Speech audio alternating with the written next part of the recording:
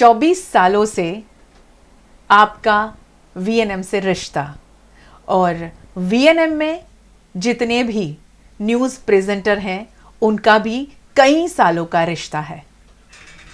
13 सालों से जो आप एक चेहरा देखते आए हैं, हमेशा स्माइलिंग फेस, एक बहुत ही सॉफ्ट लहजा और बॉय कट हेयर।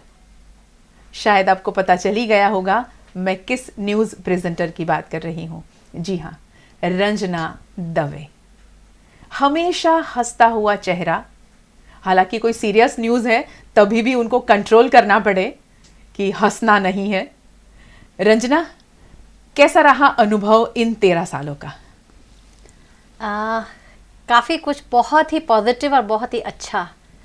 13 साल पहले की बात करें तो जब मैं यहाँ आई थी और जब शुरुआती दौर में मैंने 3 महीने की ट्रेनिंग ली, तो उसमें ये जो लहजा और जो तरीका है न्यूज़ पढ़ने का, वो सब दीदी की देन है।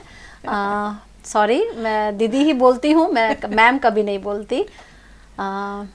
और मुझे याद है आज भी कि वो चीज़ मैं भूल ही नहीं पाऊँगी कि वेरी फर्स्ट टाइम जब मैंने न्यूज़ पढ़े थे, फिर सेकेंड डे में आई यहाँ पे और मुझे व्यास सर अंदर आए और उन्होंने पूछा कि कैसा लगा रंजना तुमको खुद को न्यूज़ पढ़ते हुए?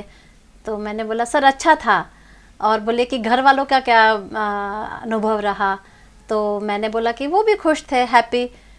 मैंने कहा सर अब आप बताइए कि आपको कुछ कमी लगी क्या, कैसा रहा? तो बोले अच्छा था रंजना, बट आपके फेस पे स्माइल ज़्यादा थी। और यही स्माइल हमेशा बहुत अट्रैक्ट करती हैं।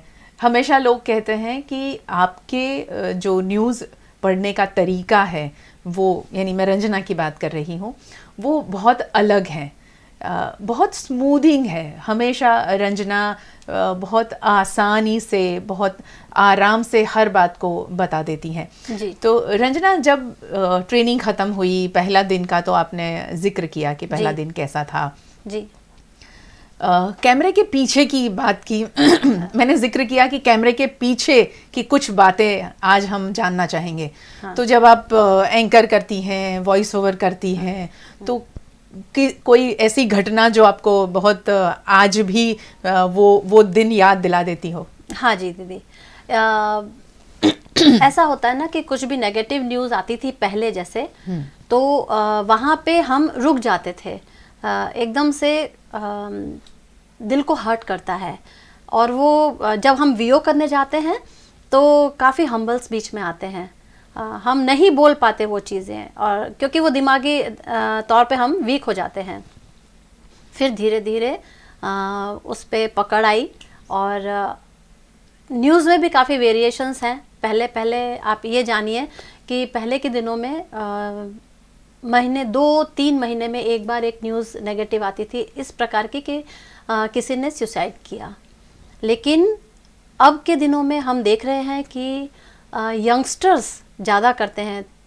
तो आज भी इतने सालों में उस टाइम भी हम रुक जाते हैं, और फिर हम लोगों को दूसरी न्यूज़ पहले लेनी पड़ती है उसको माइंड सेट करने के लिए, और उसके बाद हम पढ़ते हैं। तो काफ़ी कुछ सफ़र करना पड़ता है उस चीज़ को अपनाने के लिए कि हम उसको पढ़ रहे हैं, हम उसको फील कर जाते हैं कभी कभी बहुत, और होता भी है, आप लोगों के साथ भी ऐसा होता है। तो लेकिन it's life, part of work, yes, and we have to do.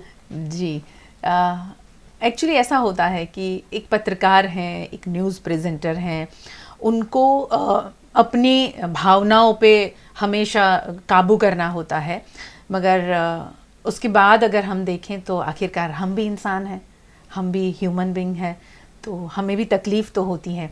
तो यही बताना चाहती है रंजना, और हमारा ध्येय यही है कि आज हम ऐसी बातें आपको बताएं, क्योंकि जब हम 24 साल पूरे कर 25वें साल में जब हम प्रवेश कर रहे हैं, आवाज़ थोड़ी आज साथ नहीं दे रही हैं, कुछ ऐसे इमोशनल पल भी हम जीते हैं जब हमें नहीं पता होता कि ये न्यूज़ को कैसे पढ़ा जाए, क्योंकि उस वक्त जो एक अंदर जो घटना है वो घटना हमें जैसे अंदर एक भूचाल सा मच जाता है, अंदर तक आहत कर देती है हाँ, और वो ही घटना हमें प्रेजेंट करनी है, लोगों को बतानी है, तो उस टाइम पे थोड़ा सा इमोशनल हो जाते हैं, मगर काम है, हम कर लेते हैं।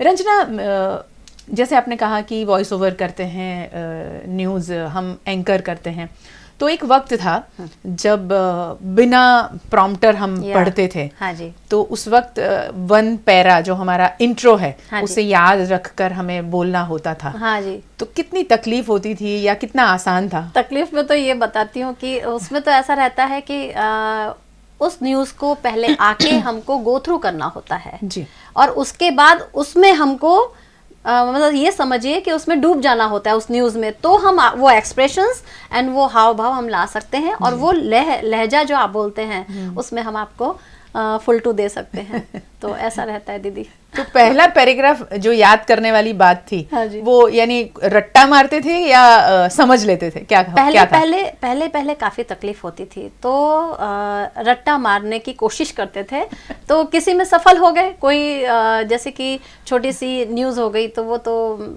बट ऑब्वियस पढ़ लिया, रट्टा मार दिया और हो गया।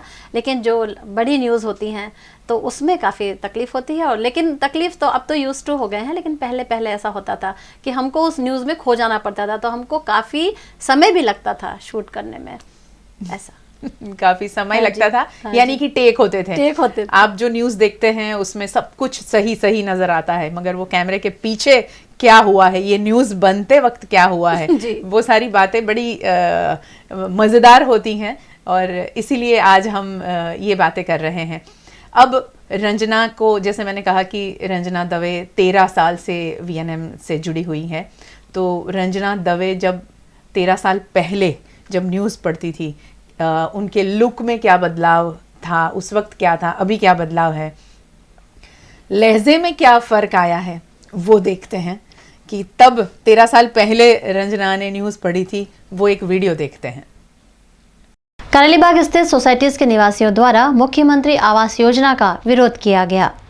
Bright day school CBSE unit Harni में वार्षिकोत्सव पूरे उत्साह के साथ मनाया गया। रंजना, 24 साल का आज हमारा जो सफ़र है वो 25वें साल की ओर आगे बढ़ रहा है, और सिल्वर जुबली की ओर हम आगे बढ़े हैं।